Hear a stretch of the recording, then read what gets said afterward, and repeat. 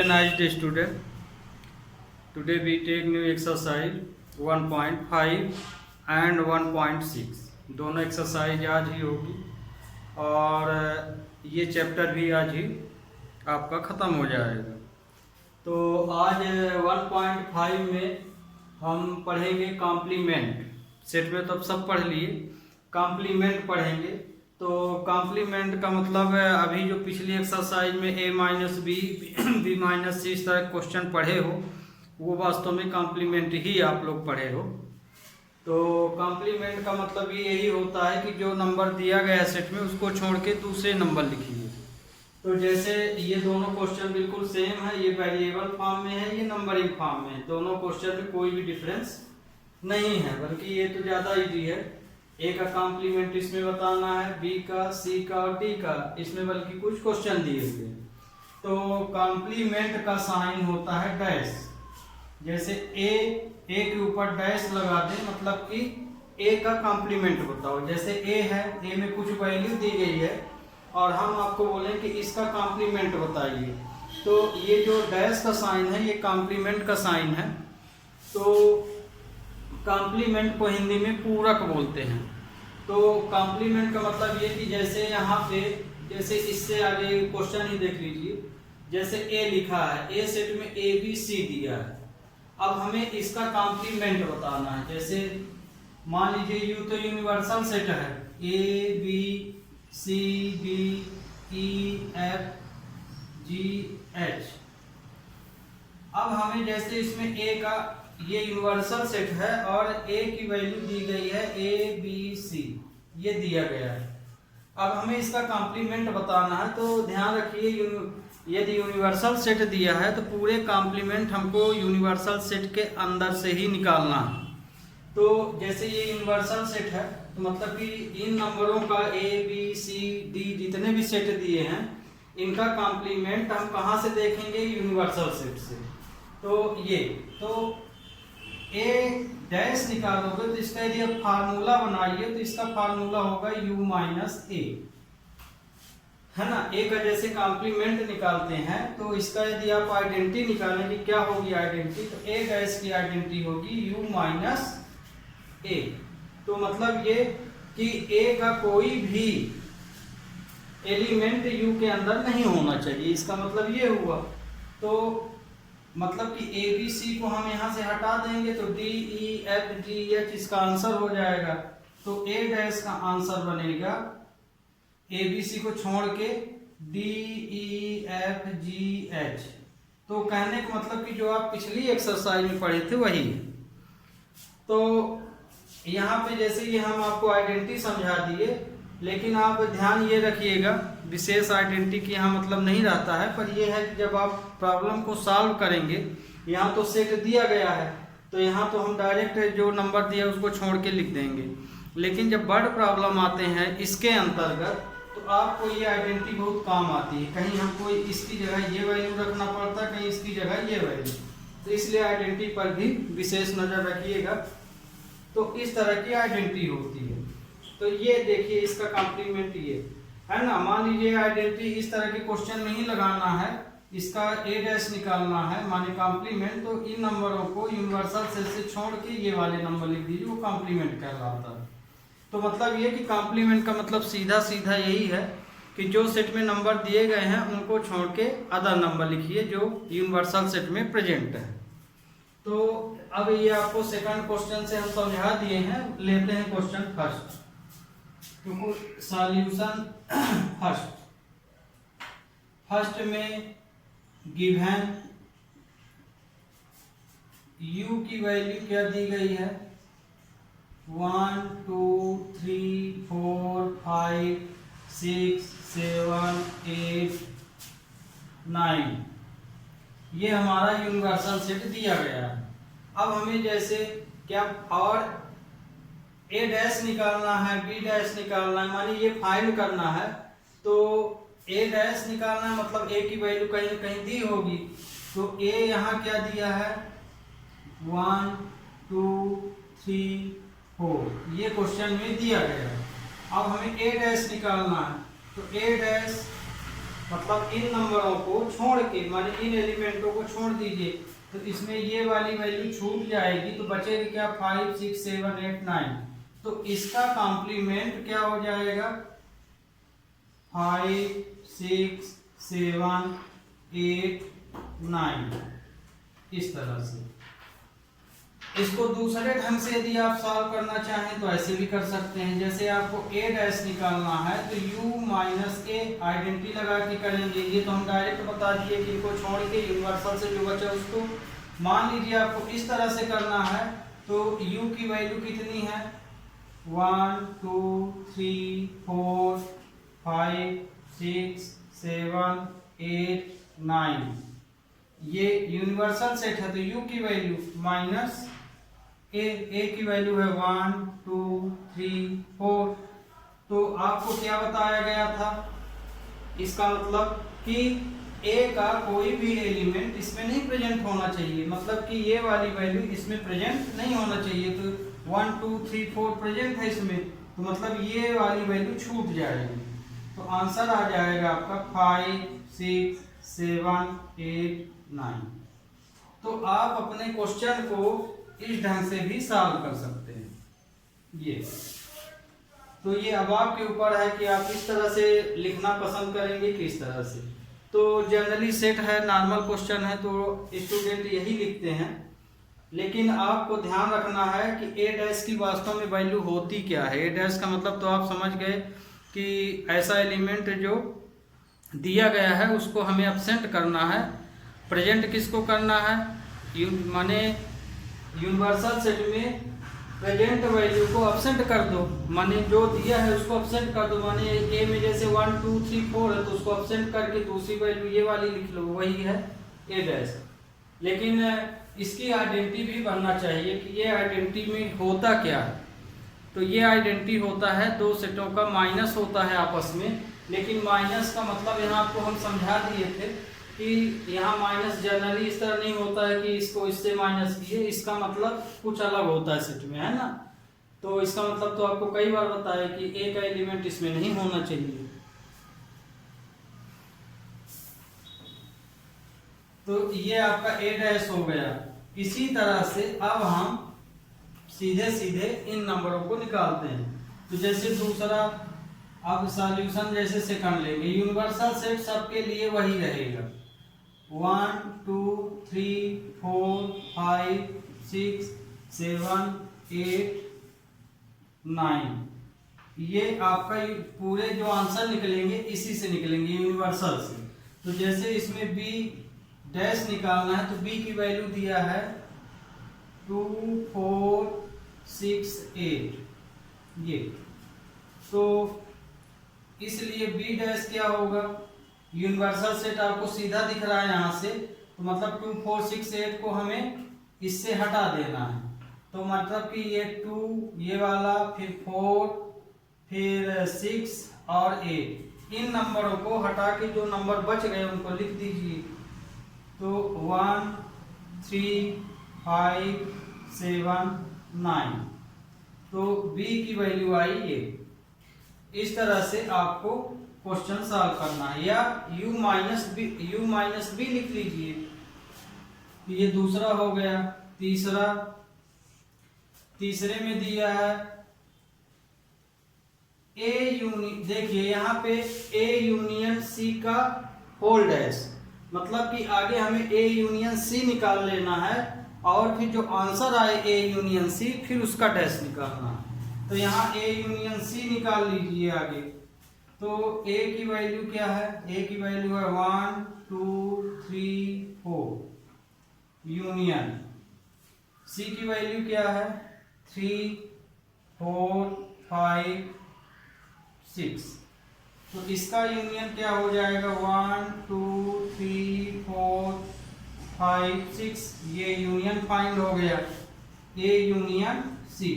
अब इसका कॉम्प्लीमेंट बोला है, इसलिए इसका कॉम्प्लीमेंट क्या होगा, a यूनियन c का कॉम्प्लीमेंट होगा। ध्यान रखिए कि मेन है यूनिवर्सल से, तो मतलब कि इन वैल्यूओं को इसमें से हर बार आपको यहीं देखना है इक्वेशन 1। तो 1 2 3 4 5 6 को छोड़ दीजिए यूनिवर्सल सेट में, मतलब इतनी वैल्यू आपको छोड़ देना है। तो बचा क्या 7 8 9, तो इसका आ जाएगा। यदि नहीं समझ में आया तो आप यहाँ u minus a union c का डैश लिख लीजिए, तो अब यहाँ से आपको समझ में आ जाएगा। तो मतलब ये कि ये वैल्यू यहाँ से देखिए इस तरह से हम लिखे दे रहे हैं एक बार फिर से 1 2 3 4 5 6 7 8 9, ये फिर माइनस a यूनियन c कितना निकाले हैं 1 2 3 4 5 6।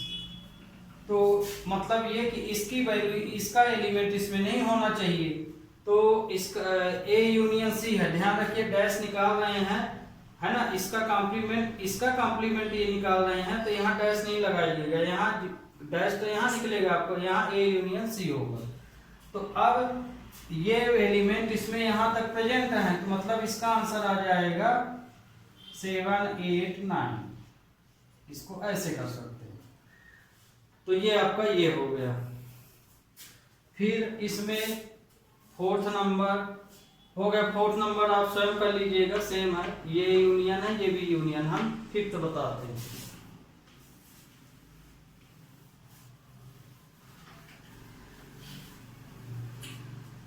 अब इसमें जैसे फिफ्थ नंबर है, fifth number a dash a, ध्यान रखिए ये आइडेंटिटी भी है, तो a डैश a की वैल्यू हमेशा a होती है सेट में।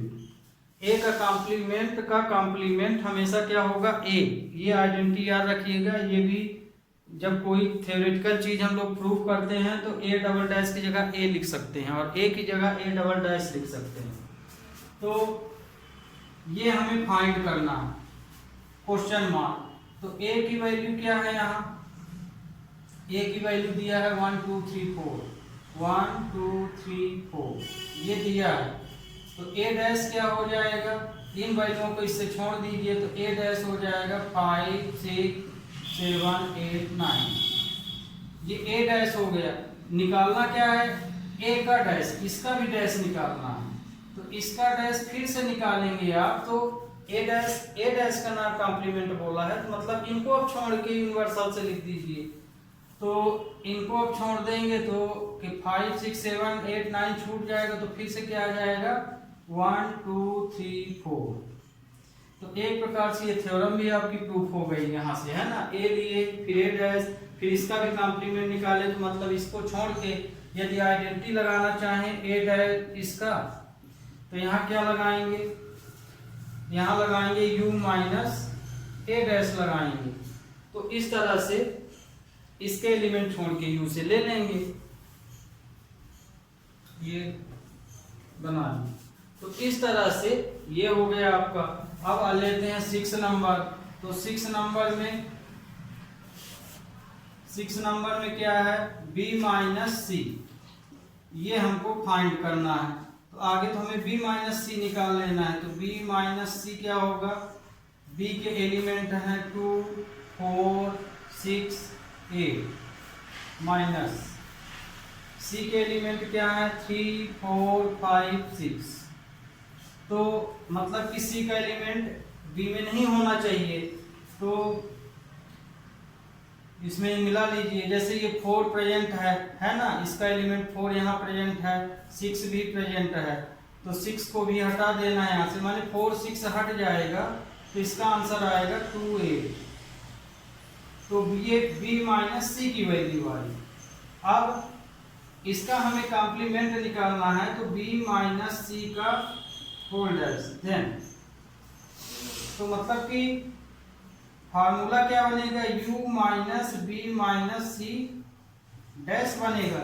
तो मतलब कि b माइनस सी में जो भी एलिमेंट आए हैं उनको छोड़ के u से ले लेना है, मतलब कि हमें 2 और 8 को छोड़ देना है, बाकी नंबरों को लिख लेना है। तो इसका आंसर आ जाएगा 1 1 3 4 5 6 7 9। मतलब कि यूनिवर्सल सेट से 2 और 8 को हमने छोड़ दिया, माने इससे 2 8 एब्सेंट कर दिए इसमें से। तो ये आपका आंसर। इसी तरह आप ये कर लीजिएगा। ये तो हम समझा भी दिए हैं। अब ले रहे हैं क्वेश्चन नंबर नेक्स्ट। अब देखिए अगले क्वेश्चन में आपका ये ऑब्जेक्टिव क्वेश्चन है। इसमें सेट बिल्डर फॉर्म का आपको कॉम्प्लीमेंट बताना है। तो कॉम्प्लीमेंट का आपका मतलब समझ में आ गया होगा, जस्ट उल्टा होता है, जो दिया है उसको छोड़ के। तो मतलब दिन है तो रात, रात है तो दिन, इस तरह का ये क्वेश्चन होता है, माने एक प्रकार से अपोजिट।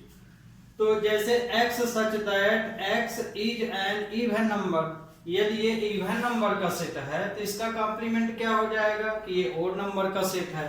तो आप यहाँ ओड नंबर लिख दीजिए, ओड नंबर। ध्यान रखिए ये सेट बिल्डर फॉर्म में है तो आंसर भी आपको सेट बिल्डर फॉर्म में देना चाहिए। तो हम यहाँ ओड नंबर भर आपको लिख दिए हैं। यदि आपको इस ढंग से लिखना है तो जहाँ इवन है वहां आपको ओड नंबर लिख देना, बाकी पूरा वही रहेगा। तो मतलब x such that x is an odd number, तो इसका कॉम्प्लीमेंट ये हो जाएगा। ठीक, फिर इसमें x such that x an odd number है तो इसमें इवन नंबर हो जाएगा,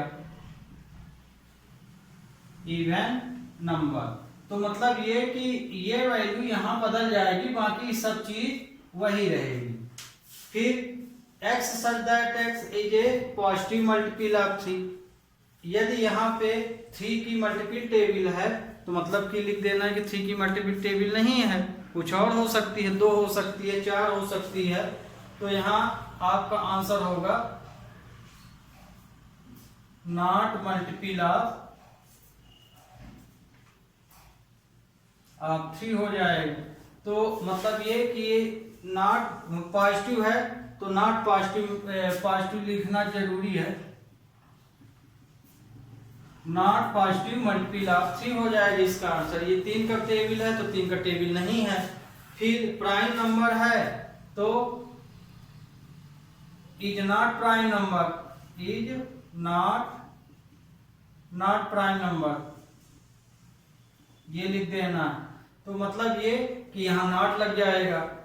अब ये ऐसा नेचुरल नंबर जो 3 और 5 से डिवाइड होता है, तो ऐसा नेचुरल नंबर जो 3 5 से डिवाइड नहीं होता, तो इसमें क्या लिखेंगे x such that x is not a natural number divisible by 3 and 5, ऐसा नेचुरल नंबर जो 3 और 5 से डिवाइड नहीं होता है, तो इज नॉट हो जाएगा। इसमें x such that x is not prime number हो जाएगा, x such that x is not a positive multiple of 3 हो जाएगा इसका answer. x such that x is an odd number है तो इज एन इवन नंबर भी लिख सकते हो आंसर, या is an not odd number. तो ये देखिए यहाँ इवन नंबर ज्यादा सटीक है, तो नॉट की जगह आप इवन नंबर लिखें तो ज्यादा अच्छा है। इसी तरह ये तो सेट बिल्डर फॉर्म का ये आंसर हुआ है आपका। अब देखिए क्वेश्चन नंबर 4। हाँ, मान लीजिए जो नंबर इक्वेशन में लिखे हैं जैसे x + 5 = 8, तो आप इसके दो तरह से उत्तर दे सकते हैं। या तो यहाँ नॉट इक्वल लगा के बता दीजिए कि x + 5 जो 8 के बराबर नहीं, ये लिख सकते हैं। दूसरा तरीका ये है कि x की वैल्यू निकाल लें यहाँ, तो कितनी आएगी 3 आएगी, तो ये लिख सकते हैं x प्लस, क्योंकि हमें इक्वेशन तो है बदलना है, तो x + 5 = 8 दिया है, तो यहाँ पे आप x = 3 लिख सकते हैं, है ना। तो ये भी उत्तर दे सकते हैं और ये भी उत्तर दे सकते हैं, हमें जस्ट उसका उल्टा आंसर लिखना है। तो अब ध्यान आपको अब तो आपको समझ में आ गया होगा।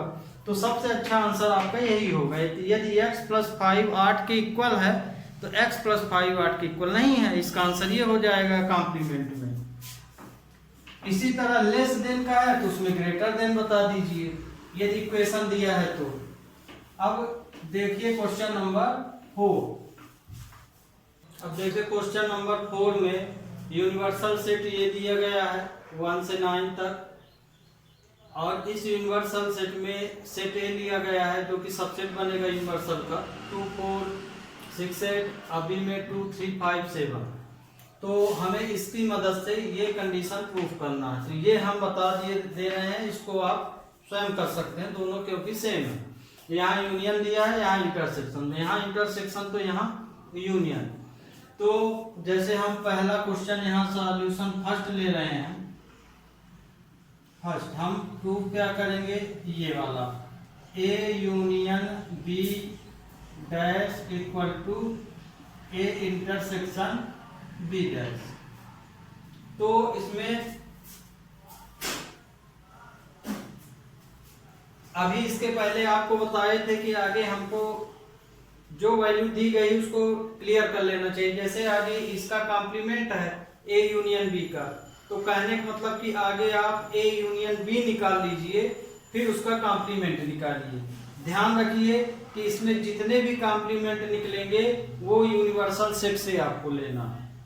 तो यहाँ पे जैसे हम सॉल्यूशन फर्स्ट ले रहे हैं, तो हियर ए की वैल्यू क्या दिया है, ए की वैल्यू दी गई है 2 4 6 8।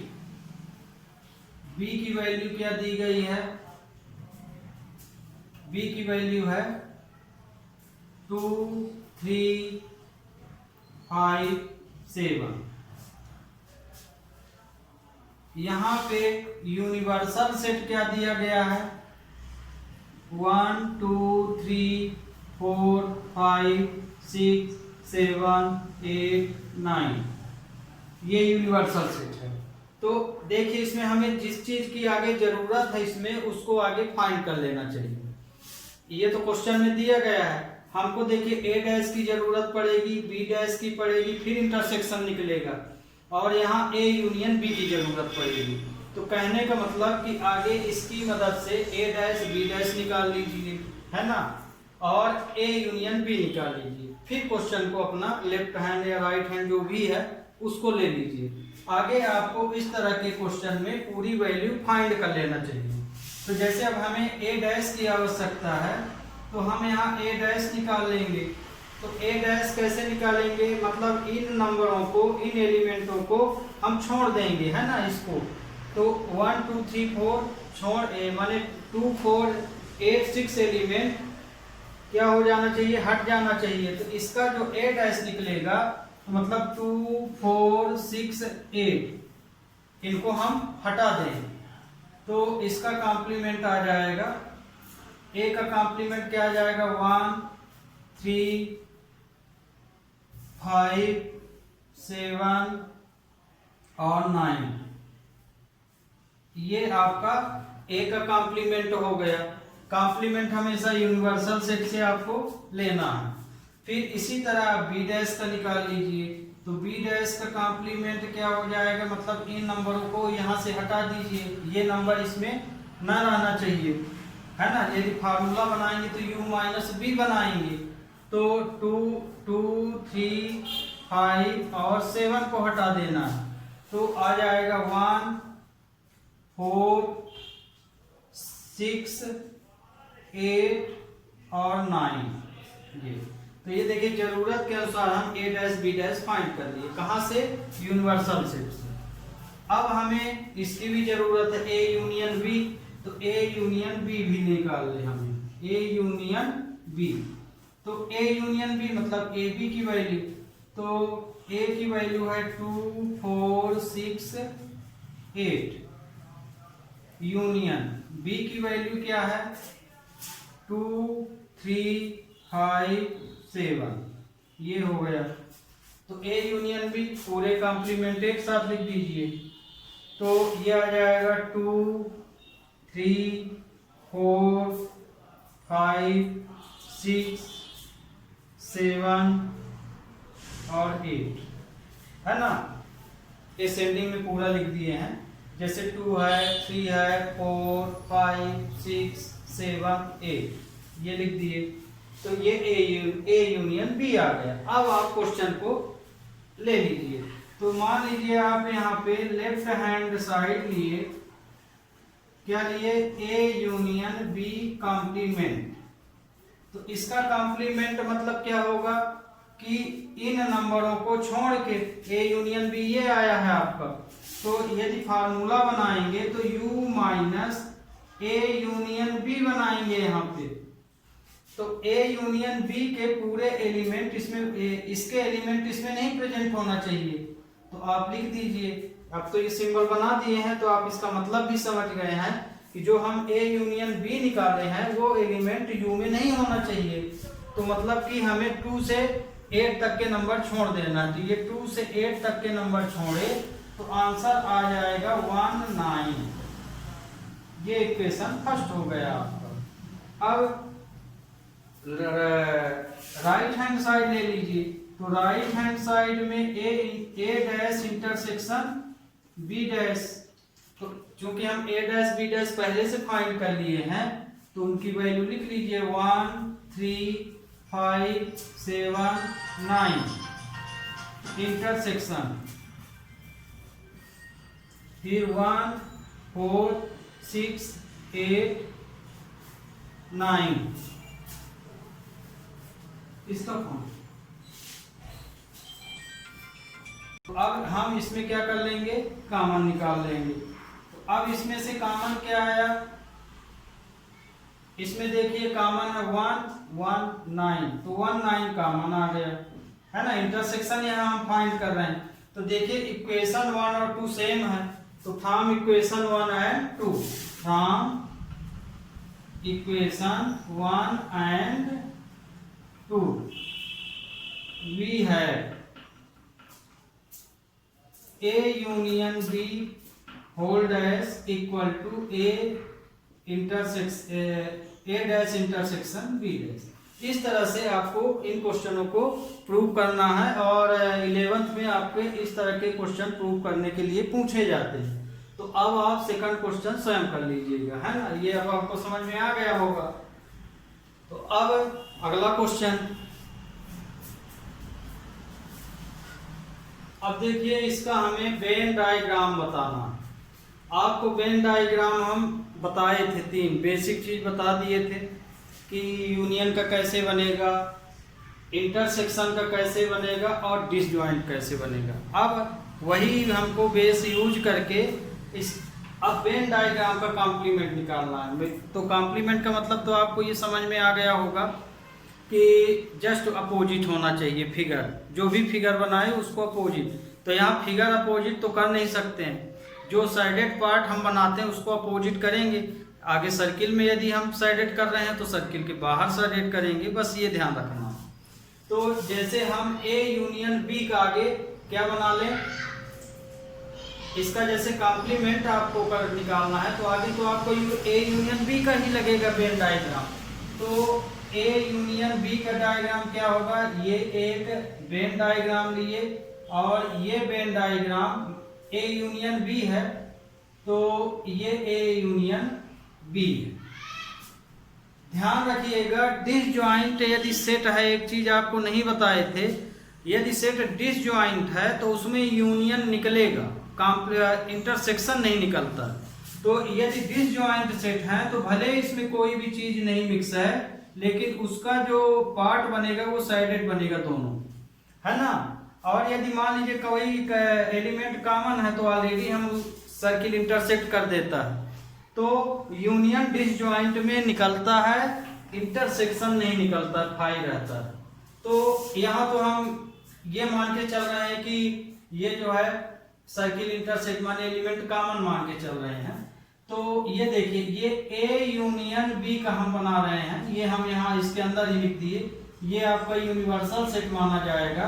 और ये सेट ए है, ये सेट बी है ना, ये ए यूनियन बी का हम बना रहे हैं, तो ये ए यूनियन बी का डायग्राम हो गया। तो ए यूनियन बी का मतलब क्या होता है, पूरे एलिमेंट कॉमन होना चाहिए, तो पूरे एलिमेंट एक साथ, तो मतलब कि हम इसको पूरा साइडेड कर देते हैं। ये आपका क्या होगा, हो गया ए यूनियन बी का स्ट्रक्चर बन गया। तो फिर से आपको समझ में आ गया होगा कि ए यूनियन बी में क्या करते हैं। अब इसी का हमें कॉम्प्लीमेंट निकालना है, तो हमने साइडेड पार्ट कहाँ बनाया है, यहाँ बनाया है। तो अब ये साइडेड पार्ट कॉम्प्लीमेंट बने उल्टा, तो मतलब कि इस सर्किल को साइडेड पार्ट जो किए थे उसको हटा के बाकी में साइडेड कर दीजिए, तो इसका ये वेन डायग्राम बन जाएगा इस तरह से, ये ए है, ये बी है, तो यहाँ आपका बनेगा ए यूनियन बी का डैश।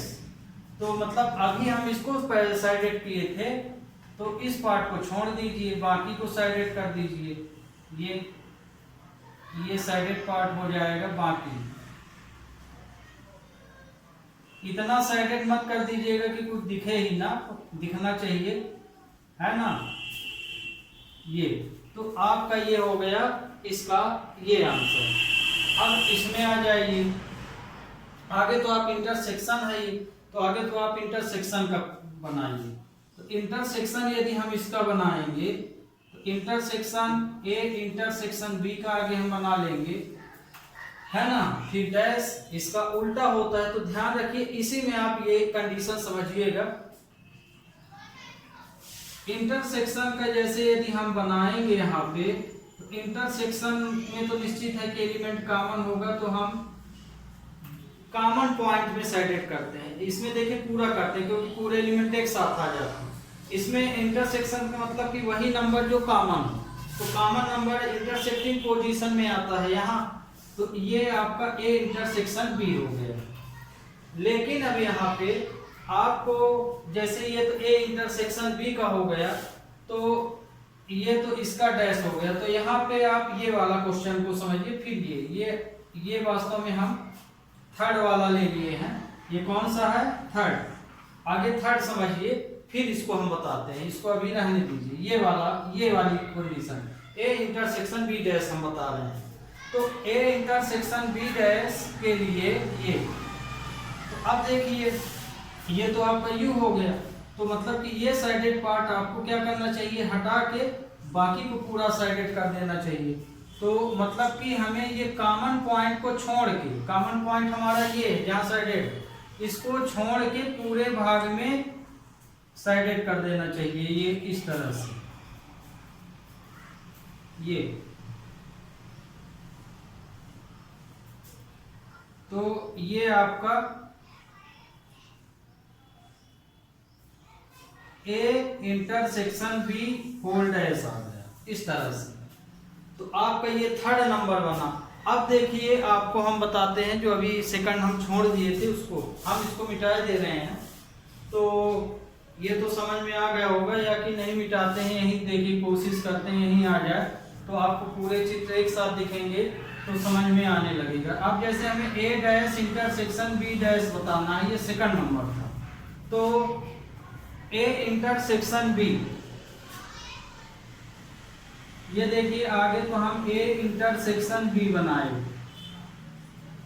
तो इसमें हमें ए डैश बी डैश, तो देखिए इंटरसेक्शन का यदि हम मतलब यहाँ पे निकालें तो ये तो ए हो गया, ये बी हो गया, तो इंटरसेक्शन यहाँ ए डैश लगा है, माने एक एलिमेंट बी में नहीं होना चाहिए, माने इन्वर्सल सेट में से हटके। तो इसका यदि आप स्ट्रक्चर बना रहे हैं तो ध्यान रखिए कि यदि इस तरह के कोई भी कंडीशन बनाते हैं तो इसका जो आंसर बनेगा, तो यदि मान लीजिए हम ए इंटरसेक्शन बी बनाते, तब तो हमारा फिगर क्या बनता, जो ये वाला बना है ना, ये तो ये हमारा ए इंटरसेक्शन बी ऐसे बनता है। अब यदि हम डैश ले लें इसका, तो डैश ले लें मतलब कि ये हमारा खाली हो जाएगा, ये वाली पोर्शन खाली हो जाएगी। तो जब आप डैश बनाएंगे, जैसे डैश लिए, तो डैश के लिए मतलब ये पोजीशन से हटना है हमको, तो एक लाइन आप ये पूरा इस तरह से स्ट्रक्चरल लेंगे, ये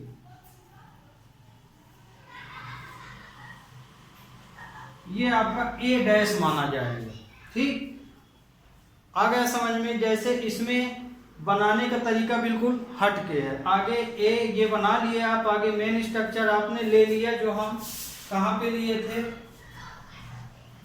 जैसे हम यहाँ पे लिए थे ये वाला, ये ए इंटरसेक्शन बी था, तो ये जो हम क्वेश्चंस किए थे साथ, तो ये ए इंटरसेक्शन बी का डैश वाला बनाए हैं, ये वाला है ना, ये पूरा इसका सिंबल है यहाँ, इसका फिगर ये। तो आगे तो देखिए हम ए इंटरसेक्शन बी ही बनाए, यही वाला। अब हमें चूंकि ये डैश अलग अलग हैं, ये तो होल डैश था, तो होल डैश में ये सीधे हट के पूरे में स्ट्रक्चर बन गया। इसमें तो पर्सनली है ए का डैश बी का डैश, तो मतलब आगे ए डैश बनाइए, तो जब ए बनाएंगे तो मतलब कि ये यदि पार्ट आपका है तो इस पार्ट को छोड़ के साइड करना है, ठीक है ना। एक एलिमेंट जो है इसका मतलब क्या हो जाएगा कि जो भी एक एलिमेंट है वो प्रेजेंट ना हो यूनिवर्सल में, तो ये ए डैश बना दीजिए। फिर इंटरसेक्शन बी डैश, तो बी डैश के लिए भी आपको कोई ना कोई स्ट्रक्चर तो इसमें देना पड़ेगा। तो बी जैसे अब ए का आपने ऐसा लाइन ले लिया तो बी का आप ऐसे लाइन ले लीजिए, ये